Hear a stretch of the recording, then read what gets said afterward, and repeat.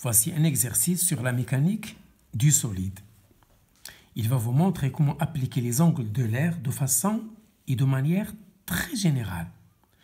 La matrice d'inertie, la formule du champ de distribution de vitesse, etc., etc. Donc, voilà, je fais un petit rappel pour repérer le mouvement d'un solide. On utilise 6 paramètres. 3 coordonnées cartésiennes x, y, z et 3 coordonnées angulaires. Ce sont les angles de l'air psi, θ, phi. Comme on va illustrer dans cet exemple. Donc voilà, il s'agit d'un cône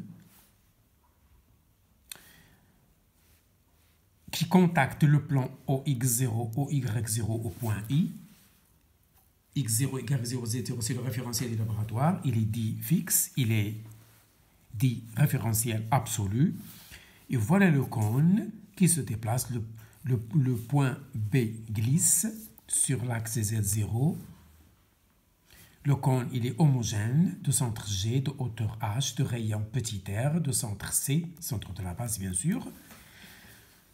L'axe Z et les deux axes qui lui sont liés, X, Y, représentent le système. Je l'ai indiqué ici. Voilà. Donc, CB, c'est la hauteur H. B glisse sur Z0. Le cône roule en glissant. Faites attention. En I. X, Y, Z, ça représente le système. X, Y, Z, c'est le système. Ça y est. Voilà.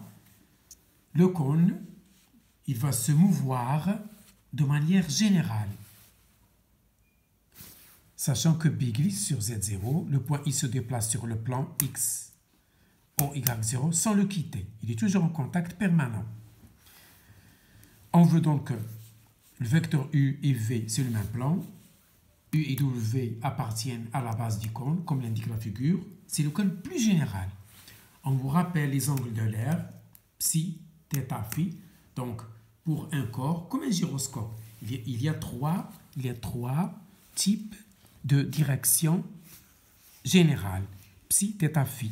Je les ai indiqués là, sur ces 3 petits véhicules qu'il faut connaître par cœur. C'est le cas général. On peut changer l'orientation. Je peux n'avoir qu'un seul angle de l'air. Je peux n'avoir que 2. Dans le cas le plus général, on a 3. Donc ici, je traite le cas le plus général. Vous pouvez dans un certain exercice, par exemple, un disque qui roule sur un plan incliné, on peut avoir seulement un seul angle de l'air. Donc une seule vitesse angulaire. Ici, on a 3 vitesses angulaires. Psi point, θ point, phi point, comme l'indique la figure. Ça, c'est le cours. J'ai fait un petit rappel. Ça y est? Ah. Le vecteur rotation instantanée d'un système par rapport à un référentiel dit fixe, relatif, le voilà. Psi point, c'est la première rotation autour de Z0. La deuxième rotation autour du vecteur U, il est indiqué dans la figure. La troisième rotation, ça s'appelle la rotation propre. Elle est faite, elle est réalisée autour de l'axe de symétrie Z du système. C'est très important. Voilà le cas le plus général. Voilà. Voici les questions. Déterminer Z de B, c'est-à-dire la cote. Deuxième question. Déterminer le vecteur vitesse de B par rapport à R0 et la vitesse de C par rapport à R0. Ici, on vous précise la base où les calculs sont faciles. Ici, on vous indique, bien sûr, la dérivation se fait dans R0, mais l'expression de préférence, il faut la donner dans le repère U, VZ0. C'est plus facile. Donc ici, c'est une indication. On vous dit que exprimer les deux vecteurs V de B et V de C dans la base U, V0. Exprimer, pas dériver. La dérivation, par définition, se fait par rapport à R0. Ça y est.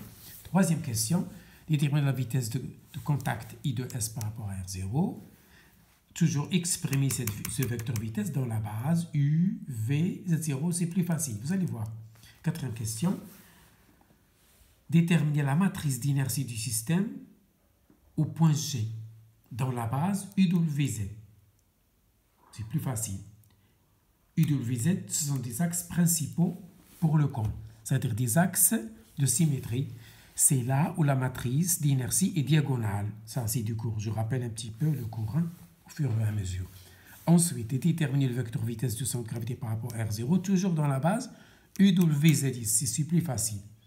Tout à l'heure, c'était dans la base UVZ0 et maintenant, c'est dans la base UWZ. Cinquième et la dernière question, déterminer l'énergie cinétique du système par rapport à R0. Voilà, c'est un exercice général de la physique de l'état solide. Il englobe tout, presque tout. Donc, si vous comprenez cet exercice, vous n'aurez plus de problème avec les exercices de mécanique de l'état, de mécanique du solide, pourvu que vous appreniez par cœur ce qu'il faut apprendre. Et je commence par la première réponse. Je vais déterminer la cote du point P. Le point P, c'est le contact du con avec l'axe Z0 du référentiel du laboratoire, dit relatif, dit absolu. Il est fixe, supposé fixe, bien sûr. Rien n'est fixe dans la nature, tout bouge. Il est supposé à peu près fixe. Donc, si on vous demande la cote d'un point, par exemple B, c'est-à-dire, faites la projection sur l'axe Z0. Parce que Z0, ça représente la projection de B sur le référentiel absolu. Donc, chercher la cote, c'est chercher ce produit scalaire. Voilà les maths. Or, OB, je ne connais pas OB directement. Donc, je dois faire recours à la relation de Charles. Je vais intercaler les points I et C. OI, IC, selon le besoin, fois Z0.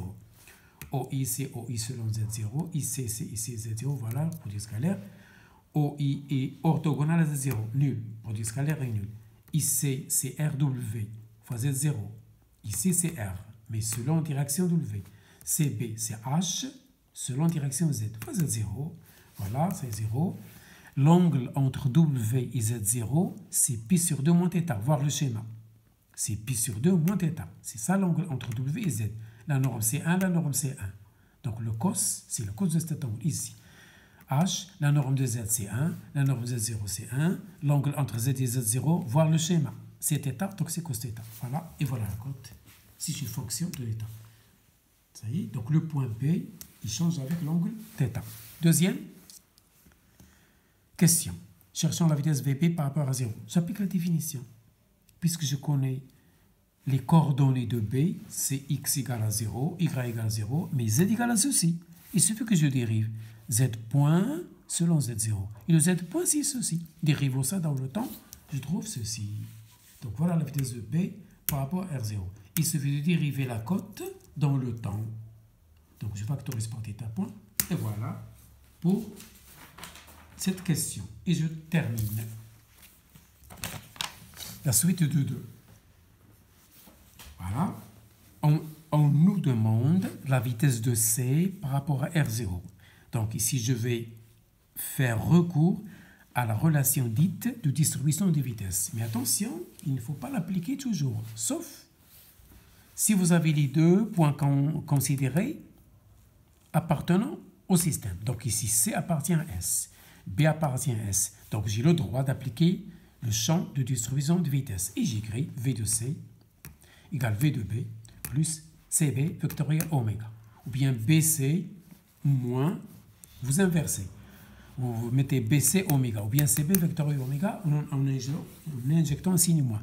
Donc respecter cet ordre, c'est plus facile. V de C égale V de B plus CB, même sens, CB vectoriel oméga. Voilà. CB, le voilà, plus oméga. Voici une expression. Vectoriel, c'est le produit vectoriel. Oméga, voici une expression, elle est donnée sur la première page. Donc, attention, si je veux faire des calculs de produit vectoriel ou bien un vecteur avec une matrice, ça s'appelle produit contracté. Attention, travailler dans la même base. Il faut que tous les vecteurs soient exprimés dans la même base. Ne faites jamais d'opération dans deux bases différentes. Donc ici, il faut que je me débarrasse de Z. Je ne veux conserver que la base UVZ0. Z me dérange. Or, d'après les trois petits référenciés de la première page, je peux tirer Z par projection. C'est cos θ suivant Z0, moi c'est θ suivant V. Et je vais l'injecter ici, là. Et j'obtiens ce calcul.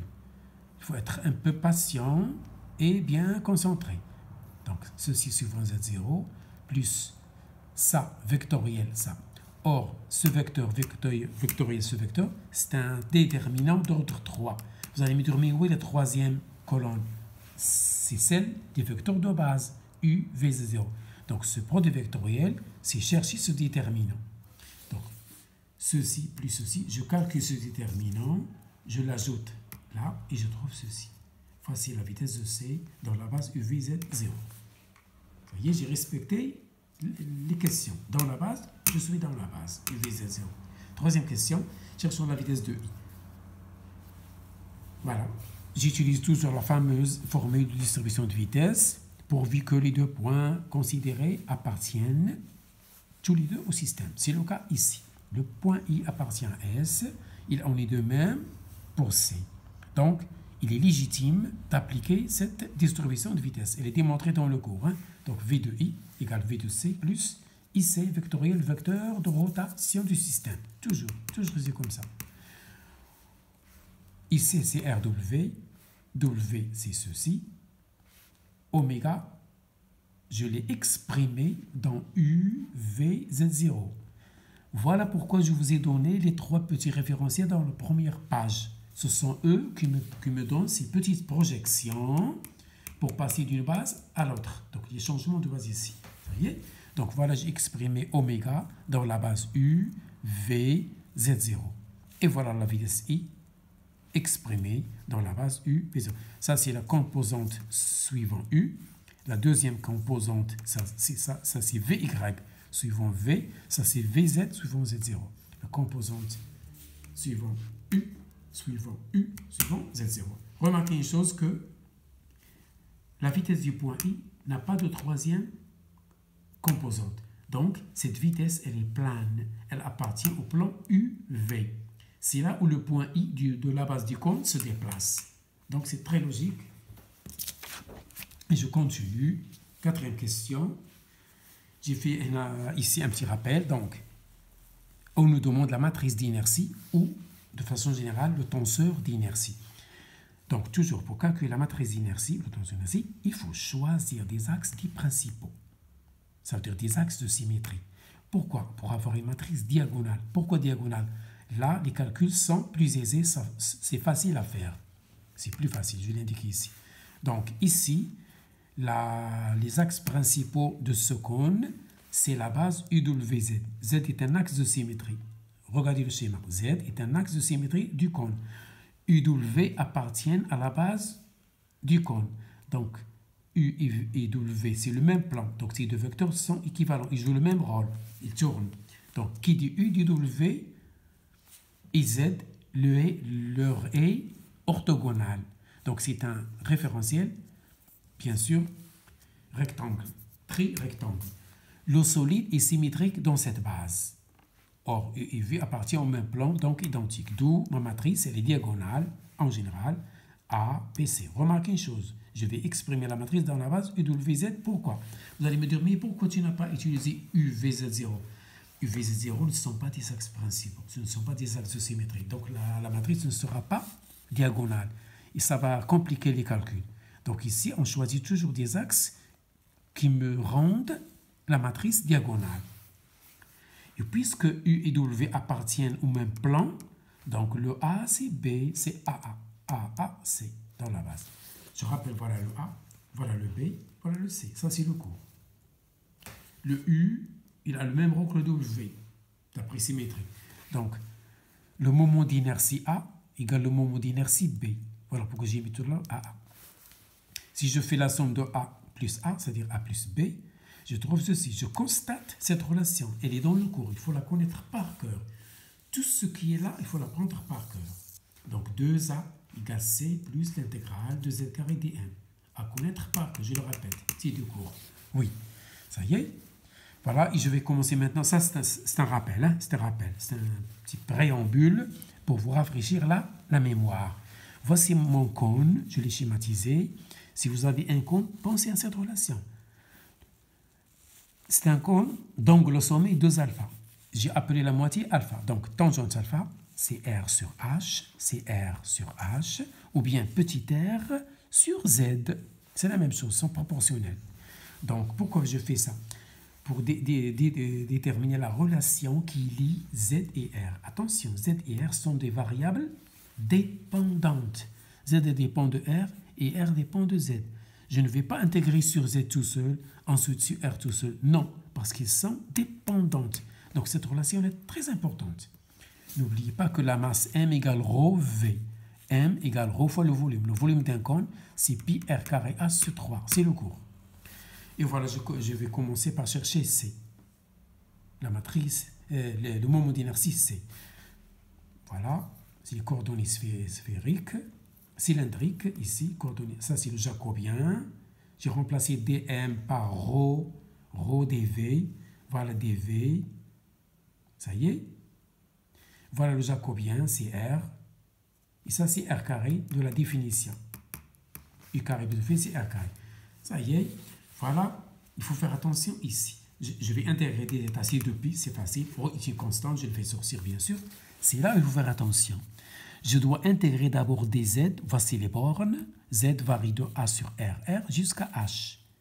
Donc, cherchez cette intégrale et faites le produit avec R3. Ensuite, vous intégrez de 0 à R. Voilà, et je trouve, faites attention.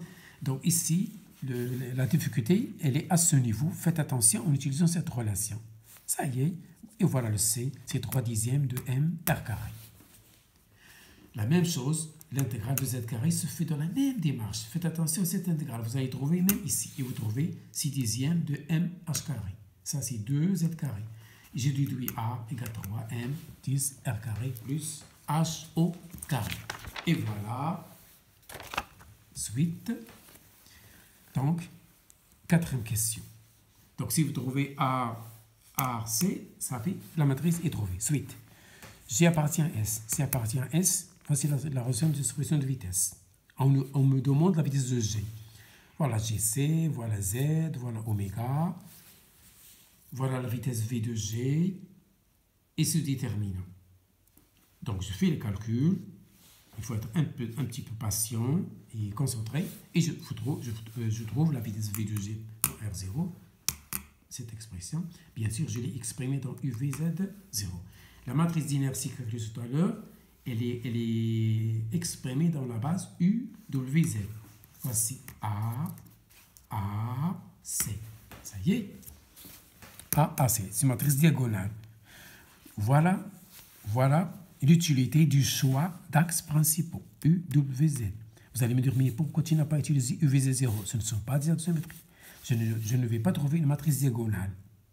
D'où la nécessité de ce choix. Cinquième question. Maintenant, je vais chercher l'énergie cinétique. C'est très facile. Théorème de Koenig, vous le connaissez. Le voilà.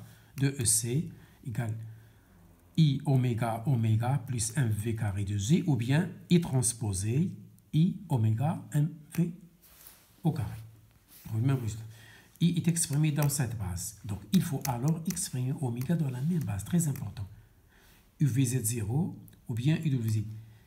Mais attention ici, pourquoi j'ai choisi UWZ, je le répète, parce que I est diagonale par rapport à cette base. Donc, choisir UWZ même pour oméga. Donc, voilà Z0 d'après le petit référentiel donné dans la première page. Et voilà mon oméga exprimé dans UWZ. Pourquoi j'ai exprimé oméga dans UWZ? Parce que la matrice est exprimée dans UWZ. Pour pouvoir faire le produit, utilisez la même base. Attention, je le répète, même base. Voilà oméga. Voilà son transposé. Transposé, ça veut dire ligne, devient colonne. N'oubliez pas, plus mv carré. Voilà, le calcul est un petit peu fastidieux. Faites attention. Voilà de EC égale A, θ point carré, plus A, les moments d'inertie dans la matrice. Hein. Je l'ai appelé A pour simplifier l'écriture. Plus C, ceci plus mv carré. Or, dans la base UWZ, voilà la vitesse. Elle est exprimée dans UWZ. Ça y est. Et voilà mon énergie cinétique. Voilà. Regardez combien elle est compliquée. C'est une fonction. Voilà, l'énergie cinétique, c'est ça, plus ça, plus ça. avec A égale ceci, C égale ceci. Ça, ce sont des remarques et on va terminer. Remarque une chose, EC est une fonction de θ, point, psi point, phi point. H, M, R, ce sont des constantes. Vous voyez un cône qui se déplace sur un plan en ayant le sommet sur l'axe vertical. Regardez son énergétique, combien elle est compliquée. Voilà ce qu'il faut retenir. La formule de distribution de vitesse, ça c'est le cours. Si vous avez deux points appartenant à S, voici ce qu'il faut apprendre. Deuxième point qu'il faut connaître et mettre en tête, pour calculer la matrice d'énergie, il faut choisir des axes principaux, axes de symétrie, I est diagonale, ABC en général. Retenez cette formule, A plus B égale C, plus ceci. Si les deux sont identiques, vous mettez 2A. Théorème de Koenig pour l'énergie cinétique, c'est ceci. Attention, utilisez ici la même base pour faire le produit. Et voilà pour aujourd'hui.